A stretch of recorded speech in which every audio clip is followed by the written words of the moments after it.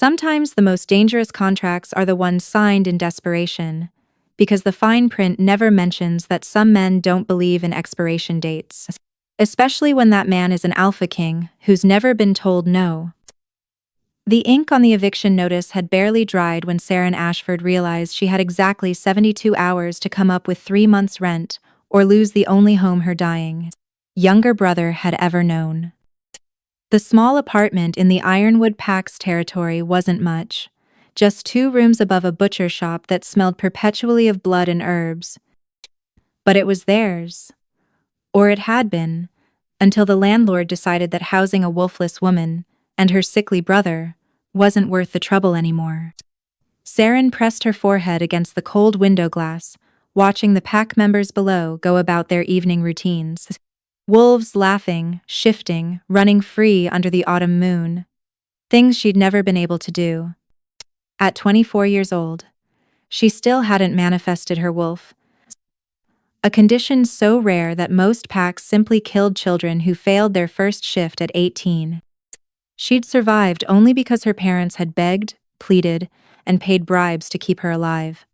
Then they died in a territorial dispute 3 years ago, leaving her with 15-year-old Cassian, who'd inherited their mother's weak lungs and their father's stubborn refusal to die quietly. Saren? Cassian's voice came from the bedroom, thin and reedy. Did the healer come? She forced brightness into her voice. Tomorrow, Cass. She'll come tomorrow. A lie. The pack healer had stopped making house calls 2 months ago, when Saren could no longer afford the fees. Wolfless meant powerless, and powerless meant worthless. The Ironwood pack had made that abundantly clear. Her fingers traced the edge of the eviction notice. 72 hours. She'd already sold everything of value. Her mother's jewelry, her father's weapons, even her own hair, once to a witch who paid well for virgin wolf hair. Though Wolf was generous considering her complete lack of transformation ability. The knock on the door made her jump. Miss Ashford? A male voice, cultured and smooth. I represent interests that might solve your current difficulties. Saren opened the door a crack, chain still engaged. The man on the other side wore an expensive charcoal suit that had no business being in this part of the territory. His eyes were sharp, calculating, and held the golden gleam of a high-ranking wolf. I'm Dorian Vex, Chief Advisor to Alpha King Ragnar Ironvale of the Northern Crown Pack, he said, producing a card that shimmered with what looked like real gold leaf. His Majesty requires a wife. Temporarily, you require money. I believe we can reach an arrangement. Saren's heart hammered. Ragnar Ironvale. Even she, isolated as she was, knew that name. The youngest Alpha King in 3 centuries. They said he'd claimed his throne at 22 by killing the previous king in single combat. They said his wolf was black as midnight and twice the size of normal alphas. They said he'd never lost a fight, never shown mercy, and never taken a mate despite the council's constant pressure. Why me? She asked through the crack in the door. I'm nobody, wolfless. Why would a king want? That's precisely why. Dorian interrupted. His Majesty needs a wife who won't complicate his reign. No political ambitions, no powerful family alliances, no wolf to challenge his authority. Just a simple contract. 1 year of marriage in name only, public appearances as required, and at the end, you walk away with enough money to care for your brother for life. Through the thin bedroom wall, Cassian coughed. A wet, rattling sound that made Saren's stomach clench. How much money? She whispered. Dorian smiled. Enough to buy the best healers in all the territories. Enough to ensure your brother never wants for anything again. He paused. All you have to do is sign a piece of paper and pretend to love a man for 12 months. And after 12 months? And after 12 months? After 12 months, the contract dissolves. You go back to your life, he goes back to his. Clean, simple, transactional. Saren looked back at the eviction notice, then at Cassian's closed bedroom door where her brother struggled to breathe. Sometimes desperation doesn't feel like falling. Sometimes it feels like the only choice you have left. When do I sign? The contract ceremony took place in a windowless room deep within the Northern Crown Pack's administrative building, far from the grand throne room where real royal weddings happened. That told Saren everything she needed to know about how her husband viewed this arrangement. Dorian spread the papers across a plain wooden table. Standard terms: 1-year marriage contract, renewable only by mutual agreement. You'll maintain residence in the West Tower of the palace, separate from His Majesty's quarters, monthly allowance of 5,000, with bonuses for required public appearances. Medical care for your brother fully covered, including relocation to the palace medical wing. Saren's hand trembled as she reached for the pen. 5,000 a month. Cassian could have real doctors, real medicine, real hope. You'll need to sign here, here, and here, Dorian indicated. An initial here acknowledging that this is a marriage of convenience, not a true mate bond. What if he finds his real mate during the year? Saren asks. Then, the contract terminates immediately with full payout. You'd actually benefit from that scenario. Dorian's expression remained neutral, but something flickered in his eyes. Though I should mention, His Majesty has been searching for his mate for 6 years without success. The likelihood of... The door slammed open.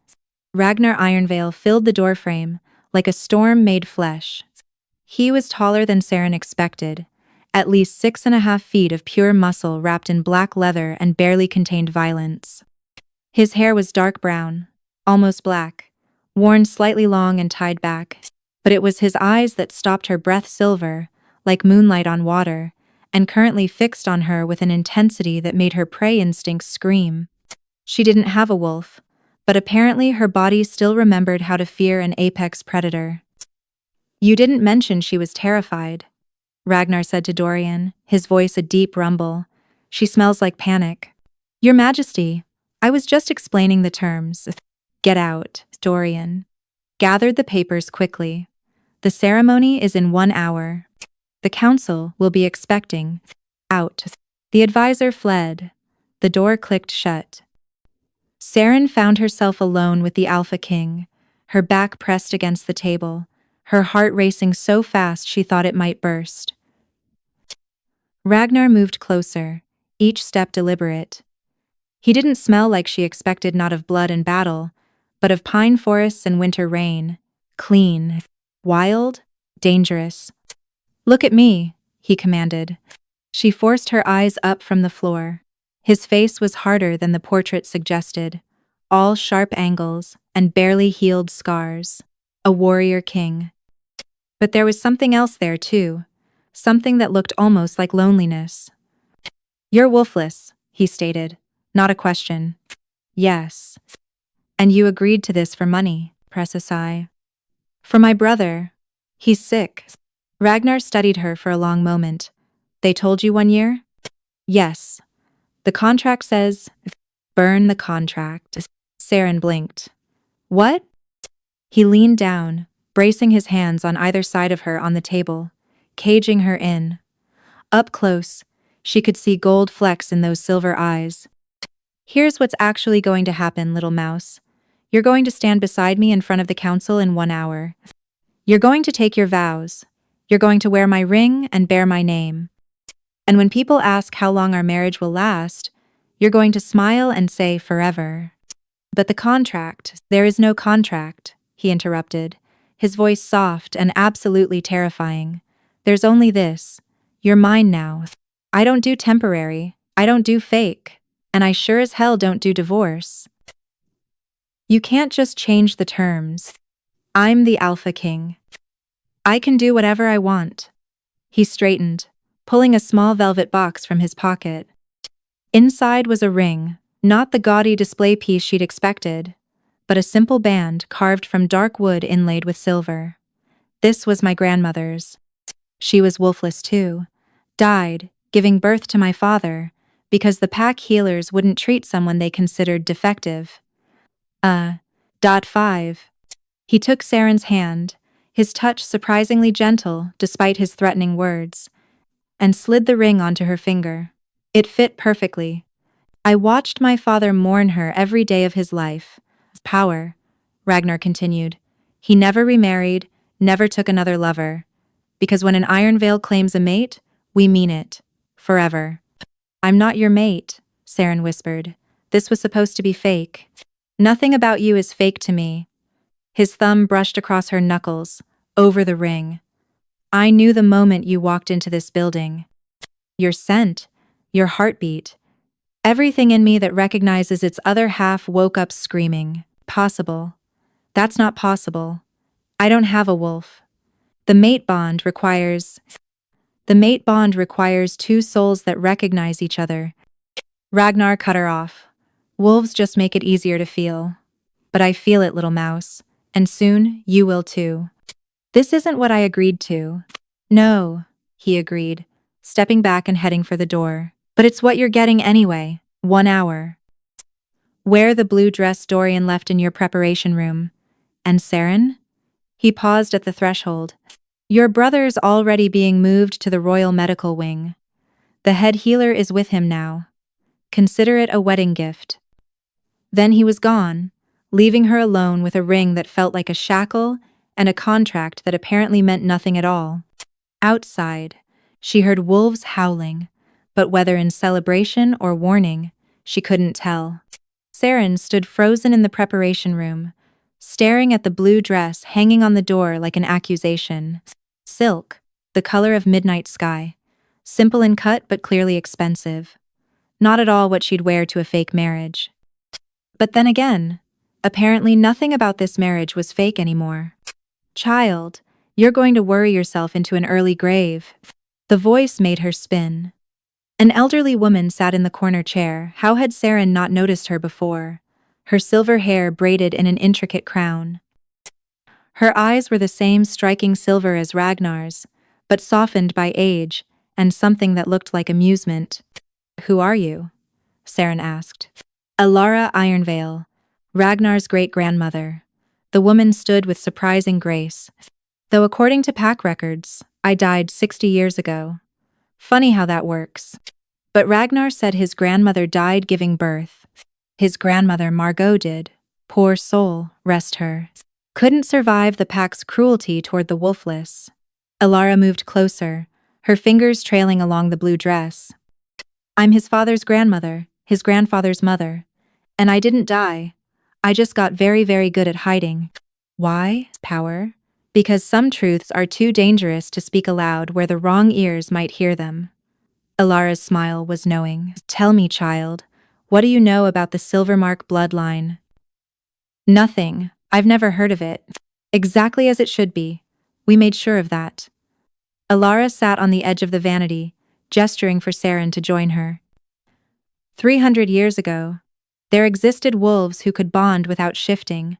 Humans thought them witches. Wolves thought them abominations. So they were hunted to near extinction. A few survived by hiding their nature, by appearing wolfless and broken to avoid detection. Saren's throat tightened. Are you saying I'm saying that the mark on your left shoulder blade, the one you've hidden your entire life, because it looks like a birthmark but burns during full moons, that's not a birthmark. It's a silver mark. You're not wolfless, child. You're something far older and far more dangerous than a simple, shifted wolf. Saren's hand flew to her shoulder, where indeed a silver crescent mark had resided since birth. Her mother had always told her to keep it covered, never explain it, never draw attention to it. My mother was Silvermark. As am I. As was Margot, though she never learned to control it before the pack killed her. Alara's expression darkened. Ragnar's grandfather married her, knowing what she was, hoping their child might inherit the gift. He got his wish. Ragnar's father carried the bloodline, and Ragnar inherited it as well. It's why he's so powerful, why his wolf is twice the size it should be. It's also why he can feel the mate bond with you even though you haven't shifted. But the contract was supposed to be temporary. Oh, darling, there was never going to be anything temporary about this. Alara laughed softly. Dorian's been searching for you for 3 years. Every wolfless woman in the territories, carefully investigated, bloodlines traced back generations. When they found Cassian's medical records listing his sister as primary guardian, and that sister was registered as wolfless with an unexplained mark on her shoulder blade, well, let's just say the eviction notice wasn't coincidence. The room tilted. They manufactured this. The eviction, the debt, all of it. Not manufactured. Accelerated. Ilara pulled a small vial from her pocket, filled with liquid that shimmered silver. Your brother is sick. That part is real. The pack's cruelty toward you is real. But Ragnar has been waiting for his Silvermark mate since he first shifted at 16 and felt the incomplete bond calling to him. When Dorian finally found you, he simply created the circumstances that would bring you here. That's manipulation. That's desperation, Ilara corrected. Silvermark males who don't find their mates before age 30 go feral. Ragnar turns 30 in 6 months. This wasn't about convenience, child. This was about survival. His and yours. Mine?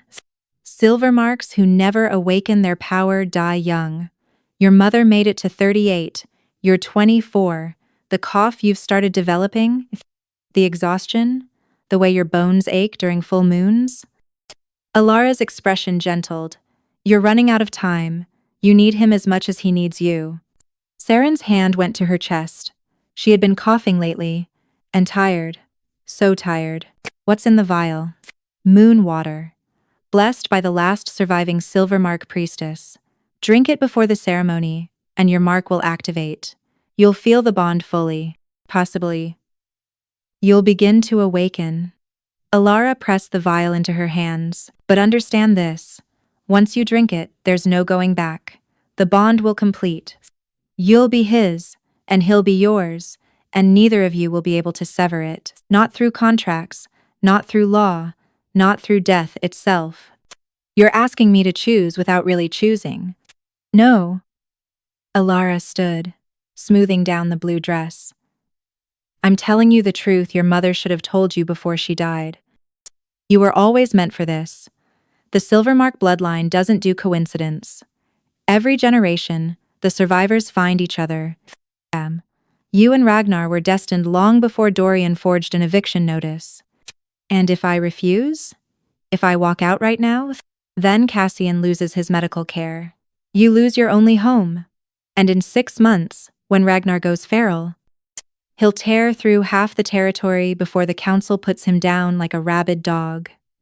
Ilara moved toward the door. But you won't refuse.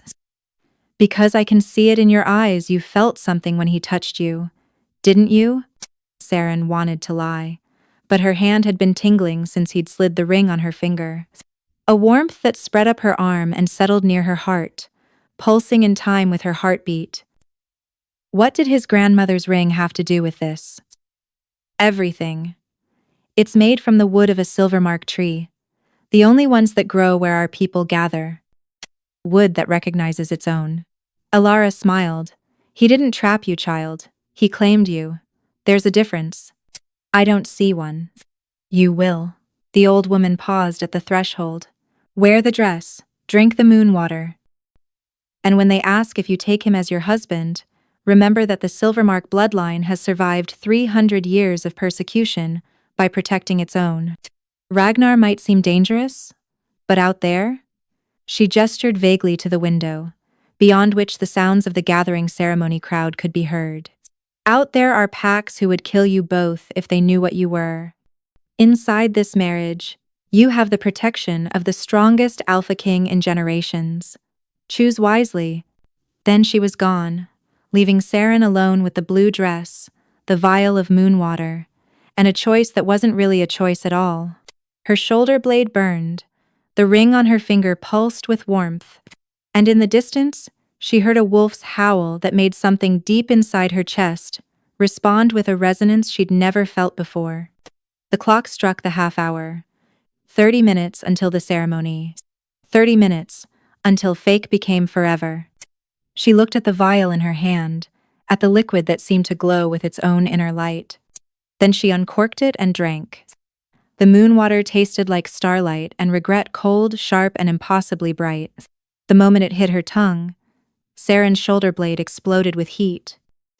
She gasped, stumbling backward until her spine hit the wall, watching in horror as silver light seeped through her dress where the mark resided.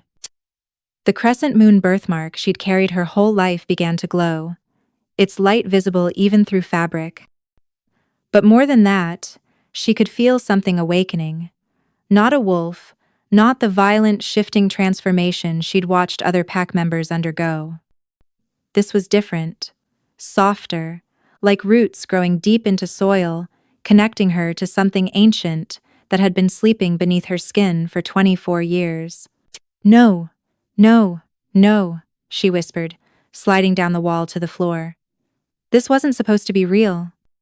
The contract, the marriage, all of it was supposed to be a transaction. 1 year of pretending in exchange for Cassian's life, Peter's. Nobody had said anything about destiny or bloodlines or bonds that couldn't be broken. A knock at the door. "Miss Ashford?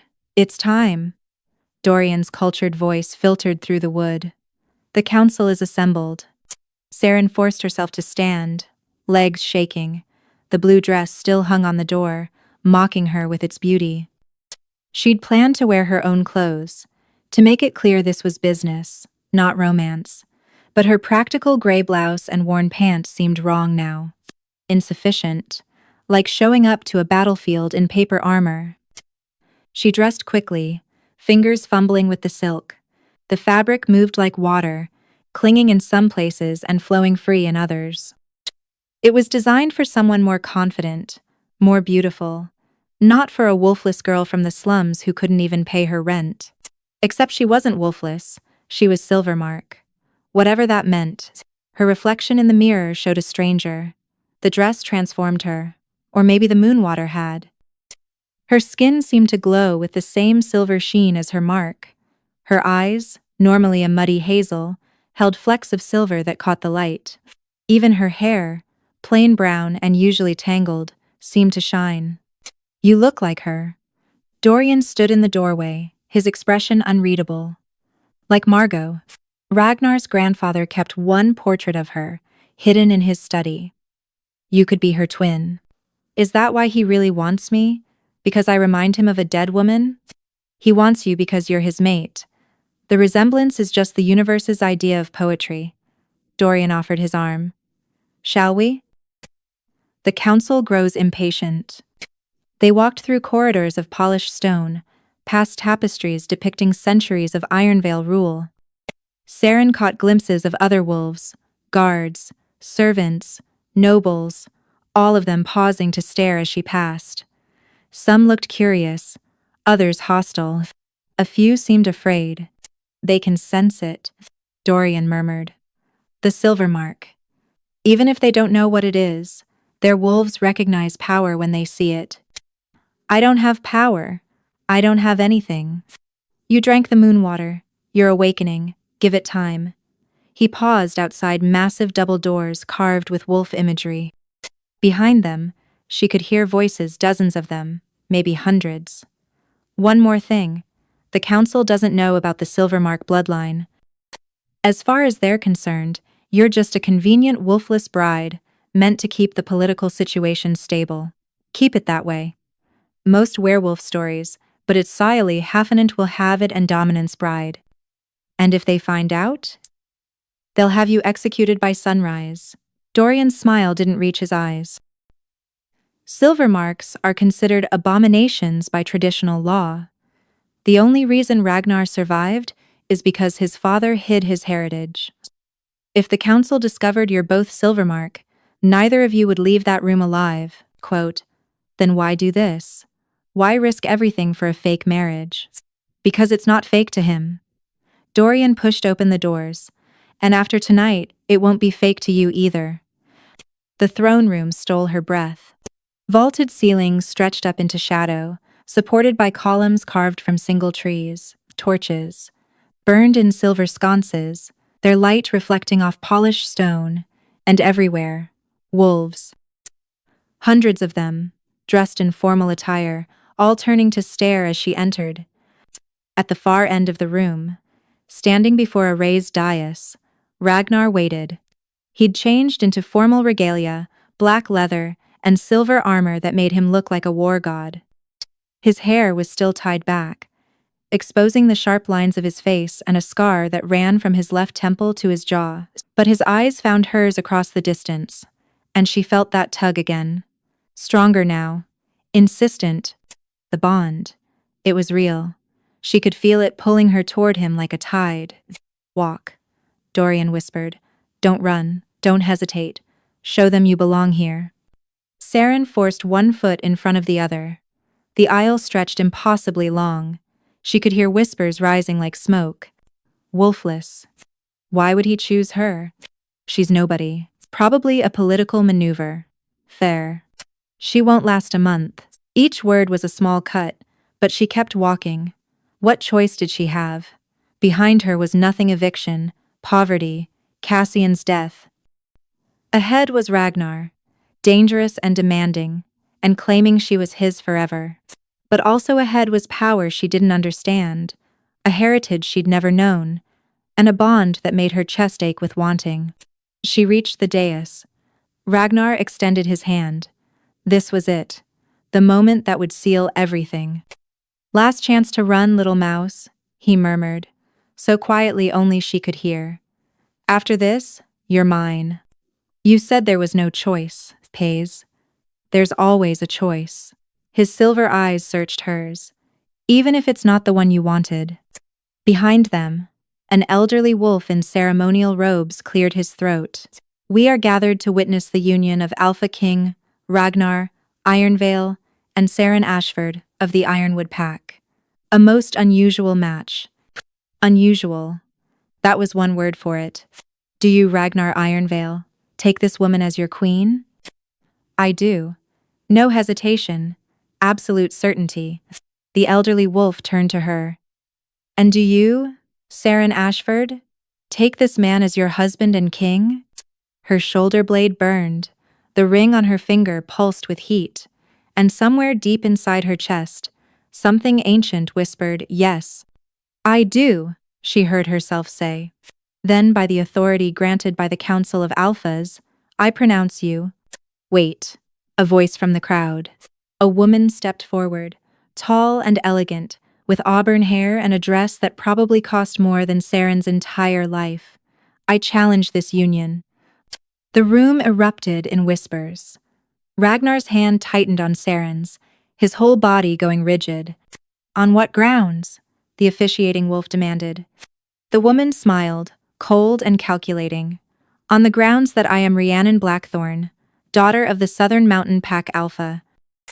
I have a signed betrothal contract with King Ragnar, dated and sealed 3 years ago. This marriage is invalid. Saren's heart stopped. She looked at Ragnar, waiting for him to deny it, but his expression had gone carefully blank. Ragnar? She whispered. It's complicated, he said through gritted teeth. Complicated. The understatement of the century. And suddenly, Saren realized that maybe she wasn't the only one with secrets that could destroy everything. The throne room descended into chaos.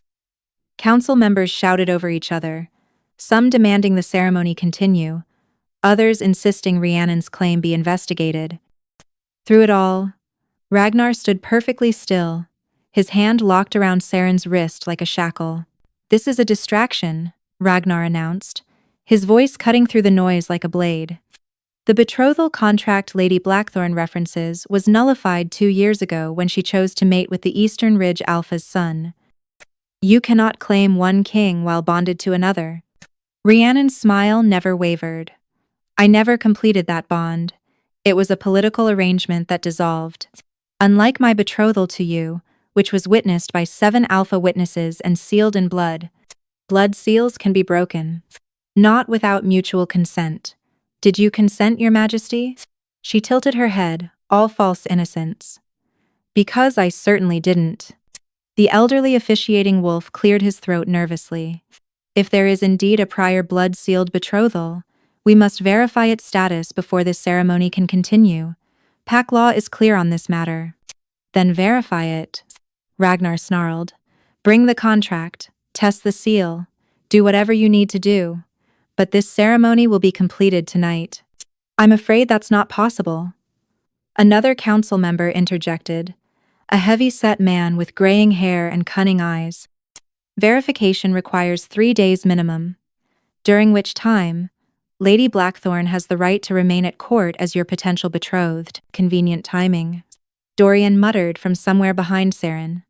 Rhiannon arrived less than an hour ago. Someone told her about the ceremony.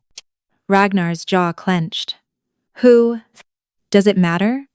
Rhiannon glided closer, her movements predatory despite their grace. Quote, what matters is that your little orphan bride needs to step aside until this is sorted. Unless. Her eyes fixed on Saren with something like pity. Unless you've already consummated your claim?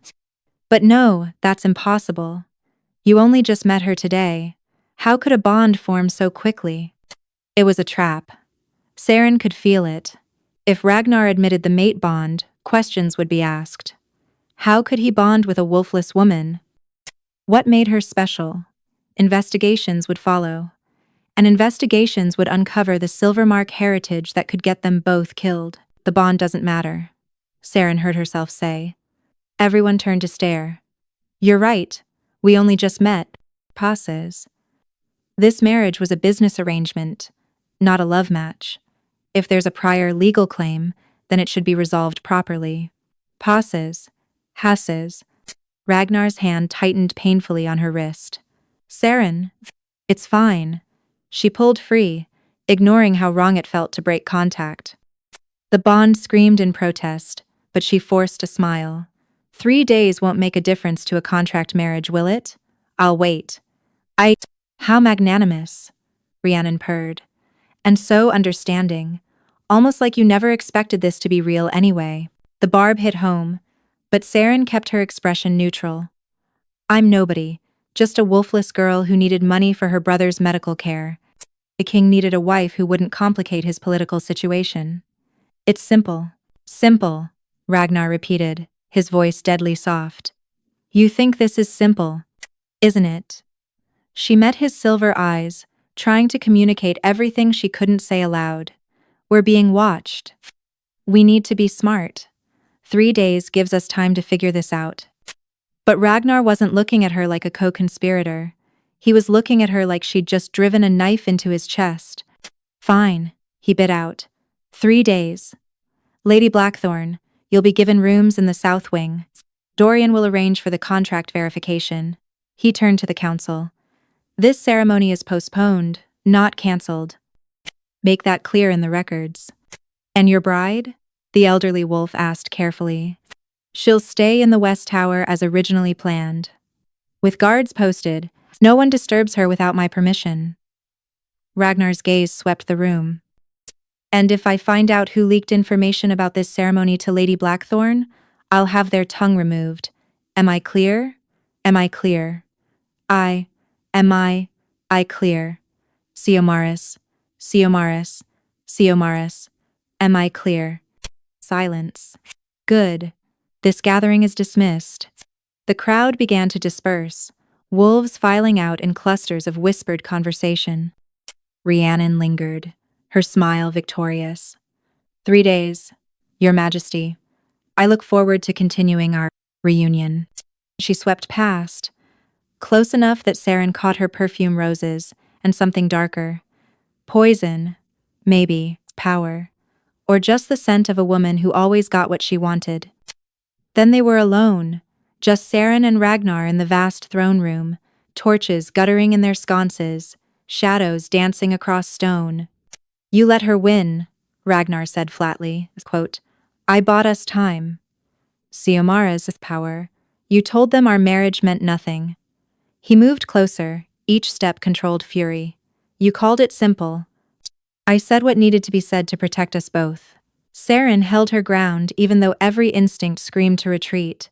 If I'd claimed the bond, they would have asked questions. Dangerous questions. So instead, you made me look weak. Like any woman can walk into my court and override my decisions. Better to look weak than dead. She touched her shoulder blade, where the mark still burned. Alara told me what happens if they find out about the Silvermark bloodline. We need to be careful. Alara. Ragnar's laugh was bitter. My great-grandmother filled your head with fear, and now you're running scared. Kind of, I'm being smart. You're being a coward. The words stung. But before Saren could respond, pain lanced through her chest, sharp, sudden, stealing her breath. She gasped, stumbling. Ragnar caught her before she fell, his arms surprisingly gentle despite his anger. What's wrong? I don't know. It hurts. The bond. Another wave of pain, worse than before, like something was trying to tear her apart from the inside. It's the separation. Alara's voice came from the shadows. The old woman materialized from behind a pillar, her expression grave. The moon water activated your silver mark. The bond is trying to complete itself, but you just publicly rejected your mate. Your body doesn't understand why you're fighting what it wants. I didn't reject him. You called your marriage simple, meaningless, a business transaction. Alara moved closer, her silver eyes sad. Words have power, child, especially between mates. Right now, your silver mark is trying to complete the bond while your words are trying to sever it. You're tearing yourself in two. Another spike of pain. Saren doubled over, her vision blurring. She could feel Ragnar's heartbeat where he held her, strong and steady.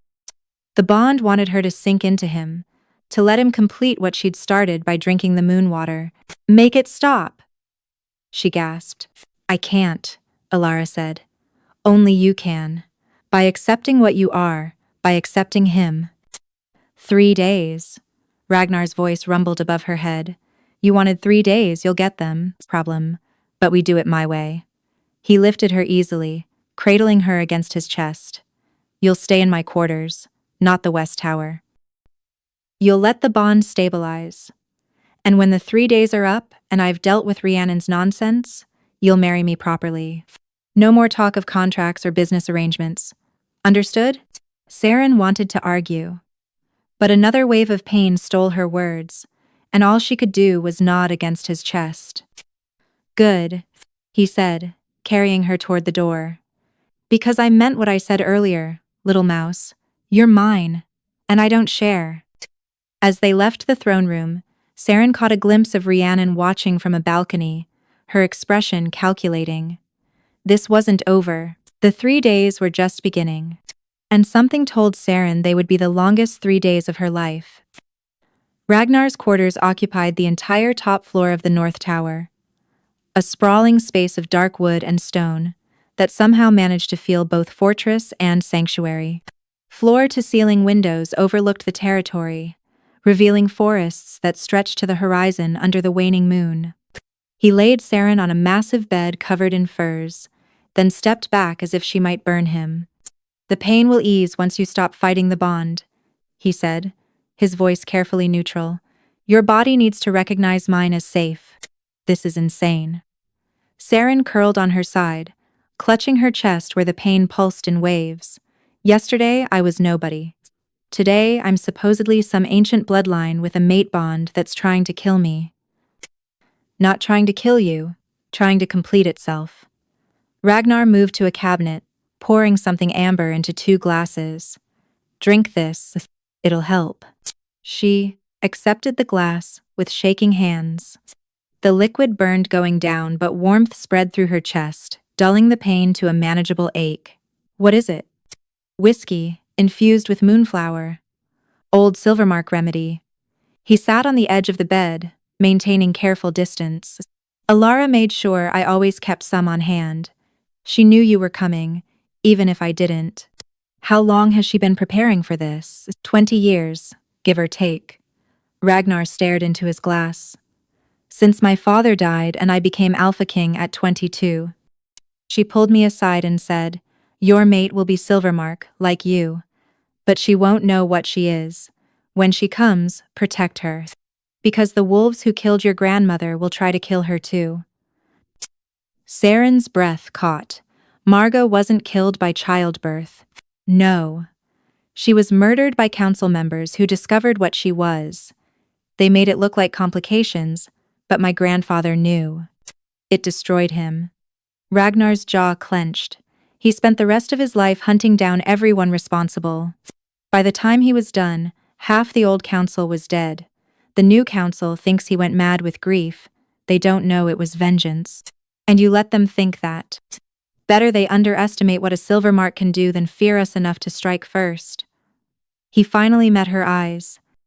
That's why I needed a wife they'd dismiss.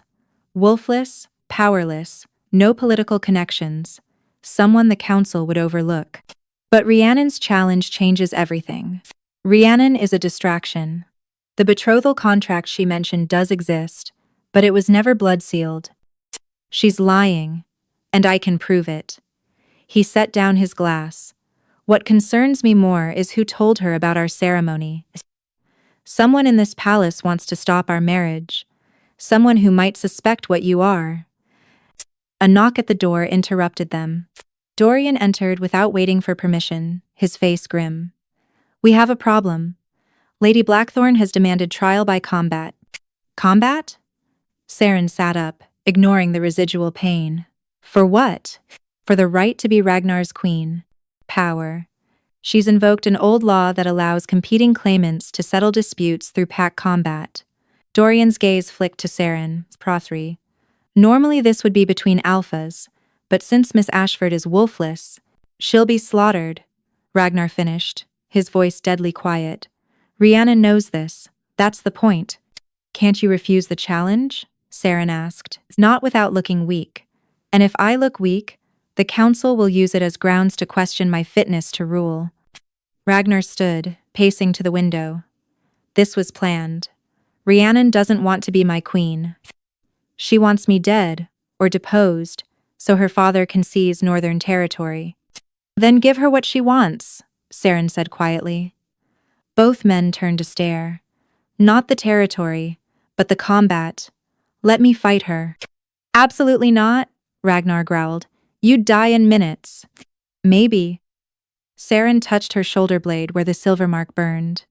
Or maybe it's time to find out what this bloodline can actually do. You don't know how to control it. Then teach me. We have 3 days.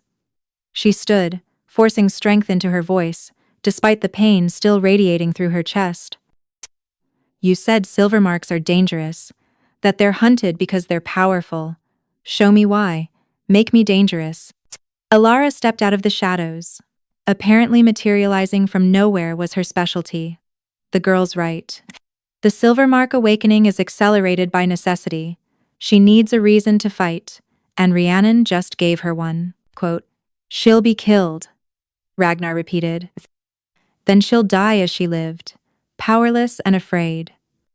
Alara's words were harsh, but her eyes were kind. Or you can teach her what she is, give her a chance to survive, to be more than what everyone thinks she is. Ragnar looked between them, something like anguish crossing his face. Finally, he nodded. 3 days. I'll teach you everything I know about the silver mark. But Saren, he caught her chin, forcing her to meet his eyes. If at any point you want to quit, you say so. I won't watch another silver mark woman die because of pack politics. I won't quit. You say that now. Wait until the training starts. He released her, his expression hardening into something commanding. We start at dawn. 4 hours of combat basics, 2 hours of silvermark meditation, 4 more hours of practical application. We'll skip meals if we have to. Power. You'll sleep maybe 3 hours a night. By day 3, you'll hate me. I already kind of hate you, Saren said. You did trap me into marriage. The corner of his mouth twitched. Almost a smile. Fair. But after the next 3 days, you'll hate me properly. He moved toward the door. Get some sleep. Tomorrow will be hell. Where are you going? To deal with the council. They need to formally accept Rhiannon's challenge, which means I need to make sure the terms favor you as much as possible. He paused at the threshold. One more thing. The bond will keep hurting until you stop fighting it. You don't have to accept me as your mate if you don't want to, but at least accept that you're Silvermark. That's not something you can reject without consequences. Then he was gone, leaving Saren alone with Alara. You should rest, the old woman said gently. Tomorrow will indeed be difficult. Elara, what if I can't do this? What if the silver mark doesn't awaken properly? Then you'll die, and Ragnar will likely go feral from losing his mate, and the council will seize control, and everything my family has protected for 3 centuries will be destroyed. Elara patted her hand. No pressure, though. Saren laughed, despite everything. That's not comforting. It wasn't meant to be. Comfort is for people with options. Elara moved toward the door. But I'll tell you what I told Ragnar when he was 22 and terrified of his power. The silver mark doesn't make you strong. It reveals the strength that was always there. You've survived 24 years in a pack that wanted you dead. You've kept your brother alive against impossible odds. You're already stronger than you think. I don't feel strong. Good. The moment you think you're strong enough is the moment you stop growing. Elara opened the door. Sleep, dream, and tomorrow, learn to be dangerous. Alone in Ragnar's quarters, surrounded by the scent of pine and winter rain, Saren lay back on the massive bed.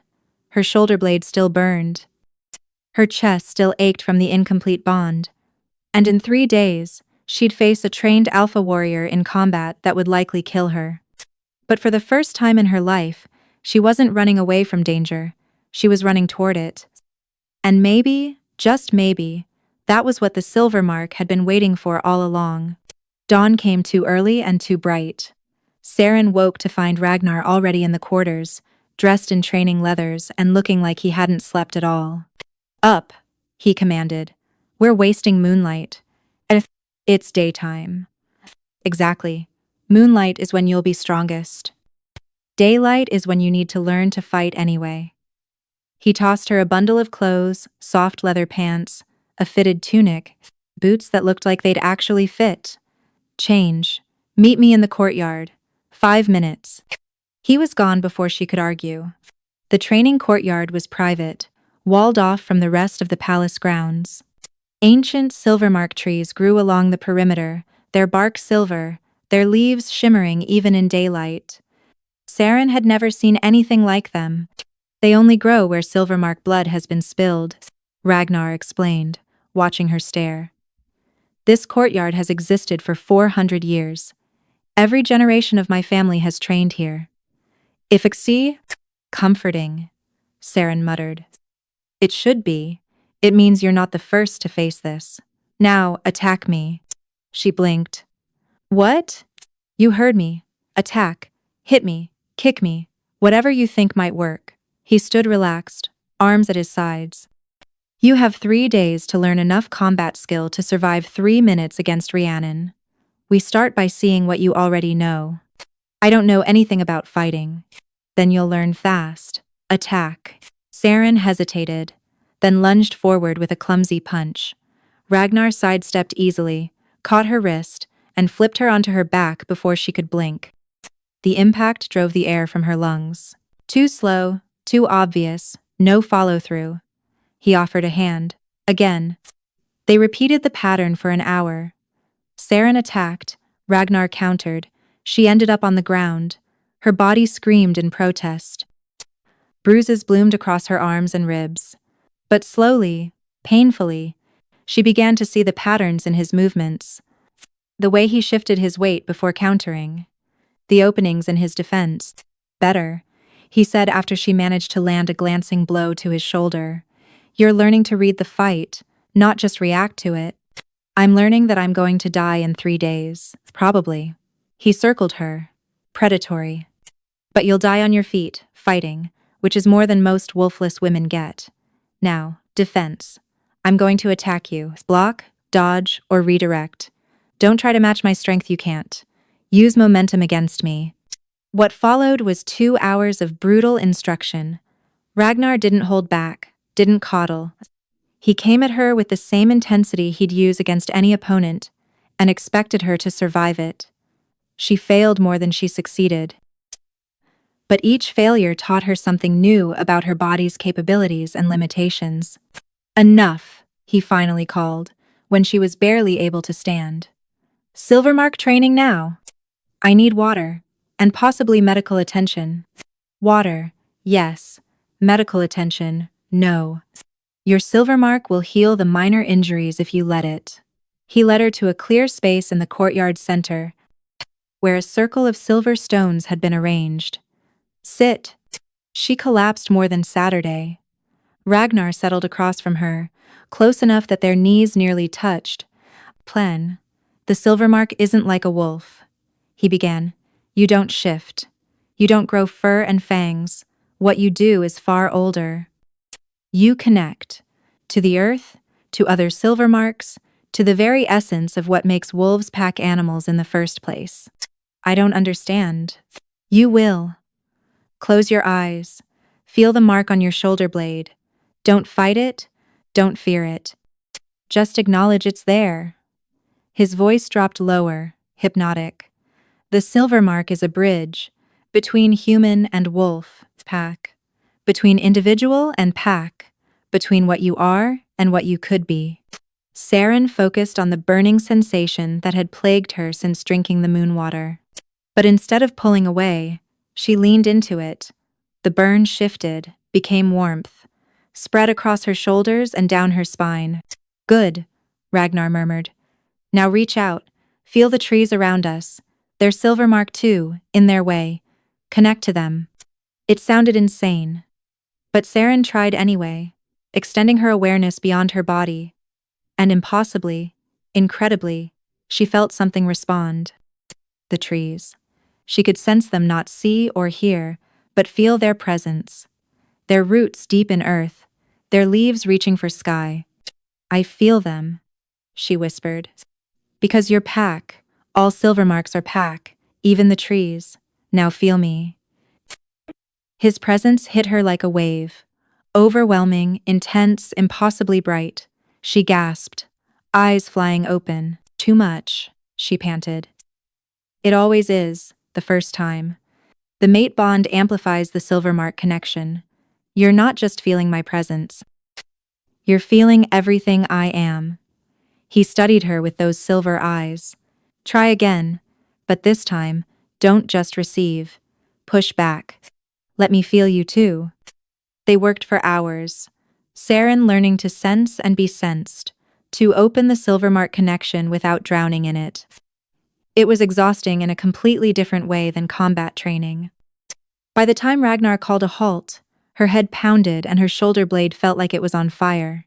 1 day down, he said. 2 to go. I'm going to die. Yes, but you'll die stronger than you lived.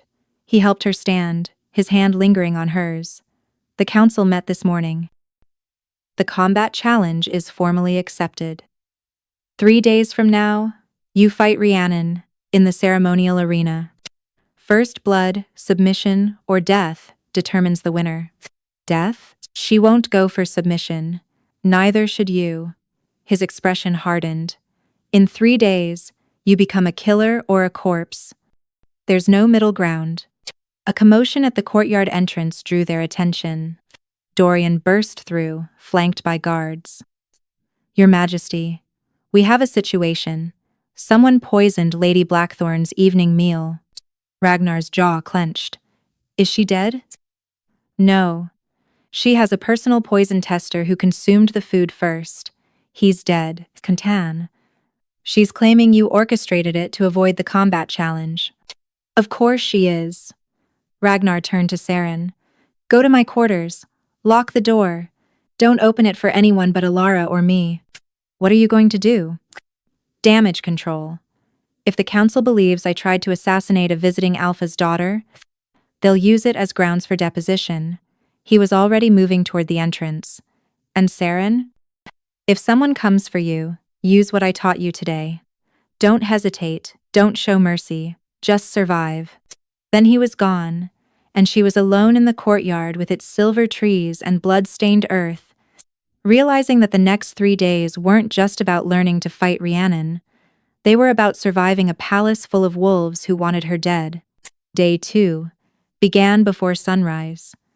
Saren had barely slept 3 hours when Ragnar shook her awake, his expression grim. Someone tried to break into my quarters last night, he said without preamble. The guards caught them before they reached the door. He's being interrogated now. Saren sat up, instantly alert despite her exhaustion. Conticodiaus. Who was it? Lower-ranked enforcer claims he was acting alone, trying to prove his worth to Lady Blackthorn. Ragnar's tone suggested he didn't believe a word of it.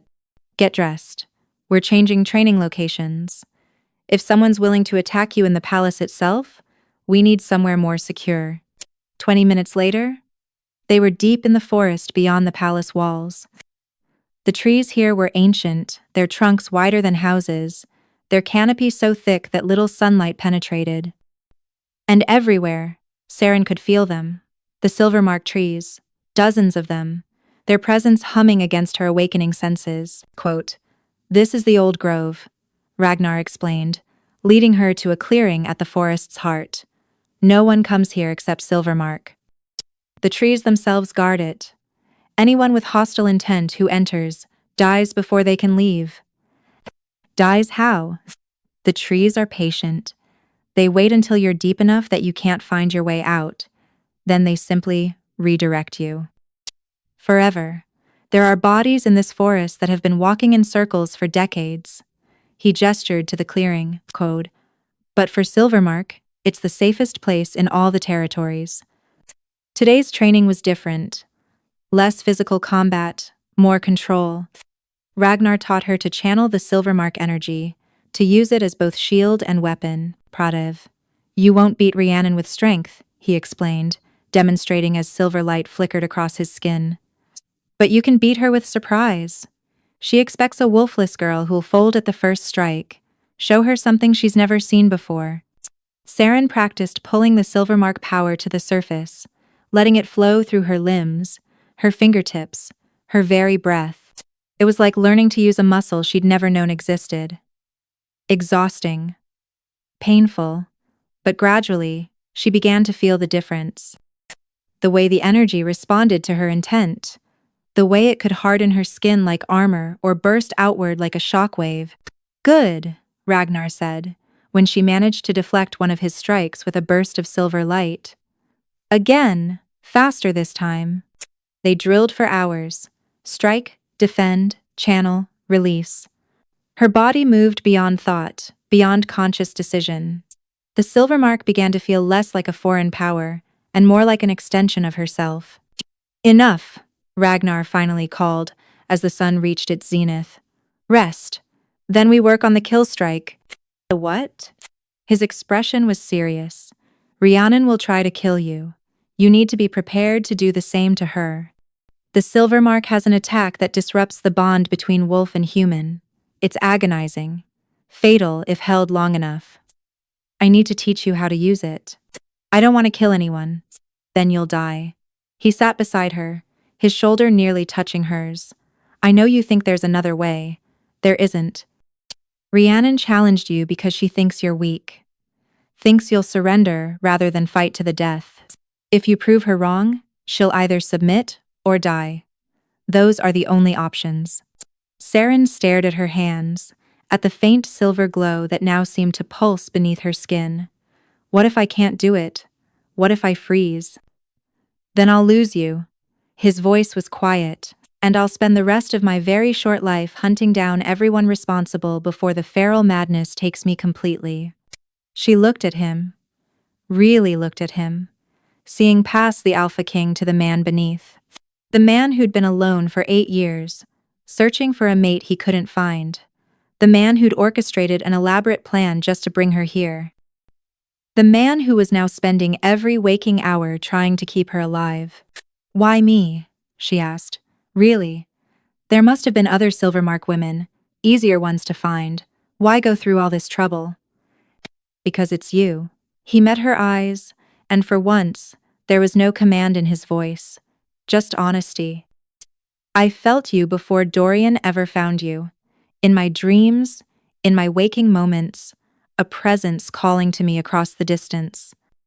It took 3 years to track that call to its source.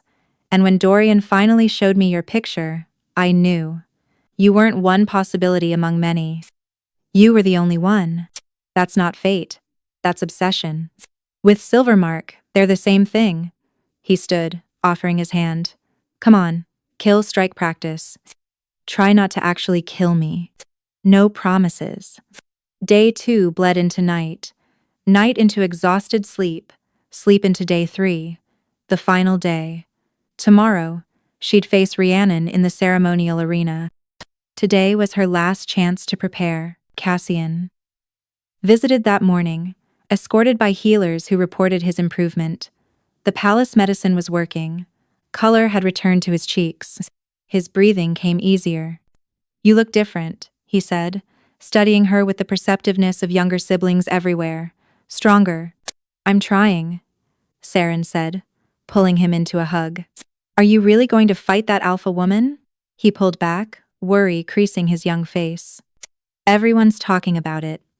They say she's going to kill you. Too. They're probably right. Saren. But I'm gonna try anyway, she ruffled his hair. Because giving up means losing you, losing Ragnar. Losing everything I've found here, and I'm tired of losing. After Cassian left, Alara appeared with food and more moon water. Drink, she ordered. It'll give you strength for tomorrow.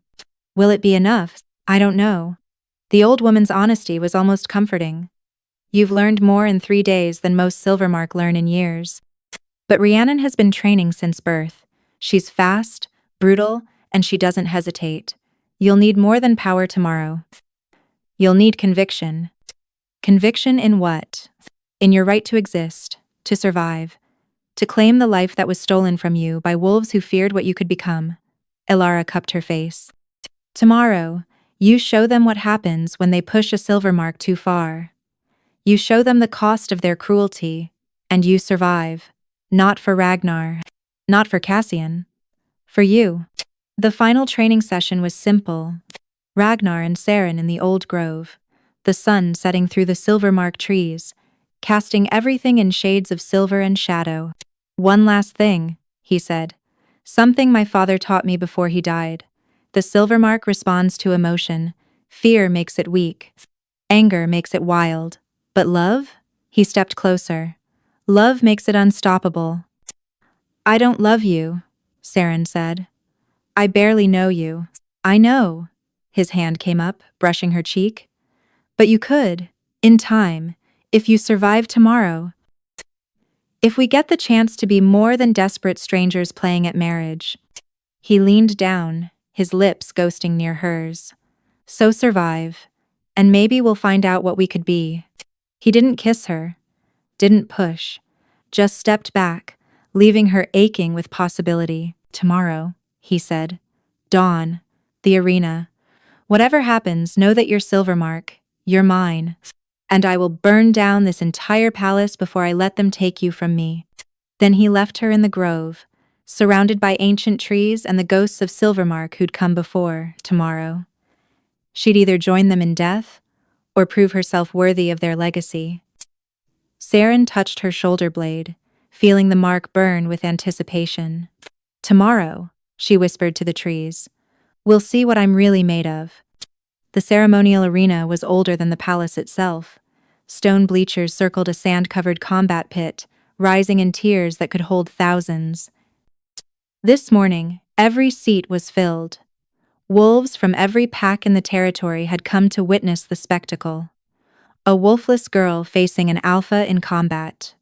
Most expected it to last seconds. Saren stood in the challenger's entrance, wearing leather armor that Alara had provided. It was light, flexible, marked with silver thread in patterns that looked decorative but were actually Silvermark symbols of protection. Remember, Alara said, adjusting the armor straps. Rhiannon will go for the quick kill. She wants to end this before the council sees anything unusual. Don't let her. Draw it out. Let them see what you are. Across the arena, Rhiannon emerged from the champion's entrance. She wore full alpha regalia, black leather and steel, weapons strapped to every limb. Her wolf prowled just beneath her skin, visible in the gold of her eyes and the sharpness of her teeth when she smiled. The council sat in the royal box, alongside Ragnar, who looked like he hadn't slept in days. His hands gripped the armrests of his throne, knuckles white with tension. An elderly wolf, the same one who'd tried to officiate the wedding, stood at the arena's center. The challenge has been issued and accepted. Terms are first blood, submission, or death. Are both parties ready? Ready? Rhiannon called, her voice carrying easily across the arena. All eyes turned to Saren. This was it, the moment that would define everything that came after. Ready, she said, surprised by the steadiness in her voice. Then begin. Rhiannon moved like lightning. One moment standing across the arena, the next charging forward with inhuman speed. She didn't shift, not yet, but her alpha strength was evident in every movement. Saren barely dodged the first strike, Rhiannon's clawed hand passing inches from her throat. The crowd roared. Blood on the sand within the first minute. That's what they'd come to see, powers being. But Saren had spent 3 days learning to read fighters. She saw the pattern in Rhiannon's attacks, the way she favored her right side. The split-second delay before each strike. Not much, but enough. The second attack came faster. Saren didn't dodge this time. Instead, she channeled the silver mark, letting silver light coat her arm as she blocked. Metal met power with a sound like a bell tolling. Rhiannon stumbled back, surprised. What she started, Saren didn't let her finish. She'd learned from Ragnar that hesitation in combat was death. She pressed forward, channeling Silvermark power into strikes that Rhiannon barely blocked. Not strong enough to overpower the alpha, but enough to keep her defensive. The crowd's roar changed, confusion replacing certainty. She's not wolfless, someone shouted. What is she? Rhiannon's eyes narrowed. Silvermark, she spat. Abomination. Survivor. Saren corrected.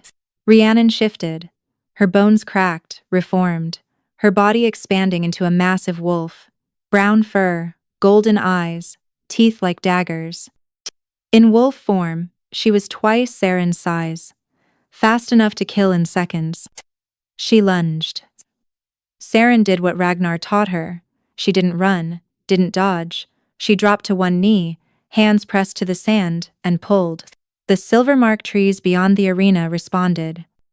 Energy surged through the earth, through her body, exploding outward in a wave of silver light that caught Rhiannon mid-leap and threw her back 20 feet. The wolf hit the arena wall with a sickening crunch. She fell to the sand, stunned but not dead, already struggling to rise. The crowd was silent, shock absolute. Saren stood, silver light dancing across her skin like living lightning. Surrender, she called. I don't want to kill you. Rhiannon laughed. Blood dripped from her muzzle. You think you've won?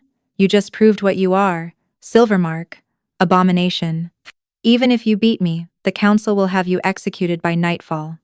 Then I'll die knowing I fought, Saren said, which is more than you'll be able to say. She channeled everything Ragnar taught her.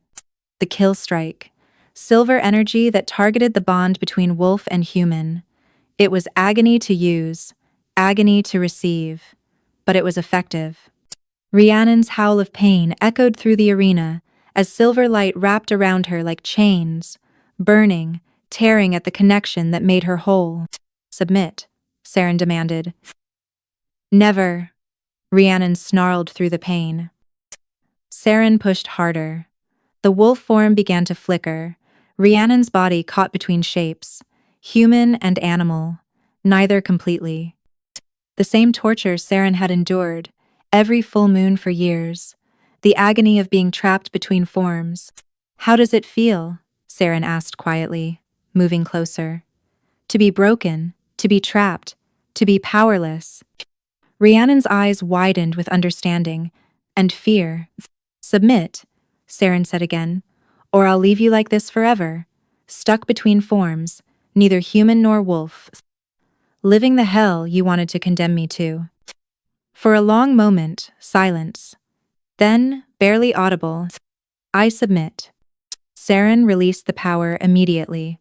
Rhiannon collapsed to the sand, fully human, gasping and sobbing, alive, defeated, but alive. The arena erupted, some cheering, many shouting in fear and anger, but Saren didn't care about them. She turned to the royal box, to Ragnar, who was already standing, his expression torn between pride and terror. Because they both knew what came next. Abomination. A council member stood, pointing at Saren.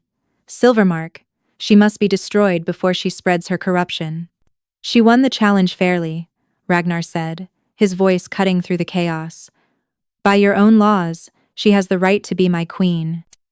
The law doesn't protect monsters, another council member argued. Then I'm a monster too, Ragnar said. He descended from the royal box, walking into the arena. With each step, silver light began to glow beneath his skin. The same light that covered Saren. I'm Silvermark. I've always been Silvermark. And if you want to execute her, you'll have to execute me first. Your Majesty, Dorian started. I'm done hiding. Ragnar reached Saren, taking her hand. Their combined light blazed brighter, silver turning to white, so bright that many wolves had to look away.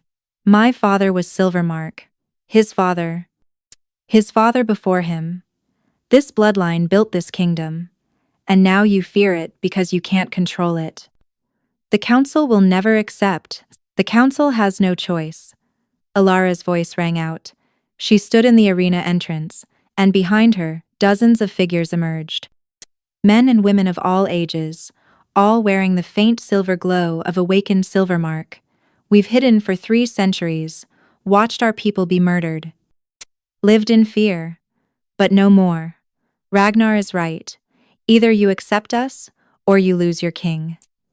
And let me be clear, we have enough power among us to flatten this palace if you choose wrong. The council members looked at each other. At the Silvermark standing united. At Ragnar and Saren, blazing with power in the arena's center.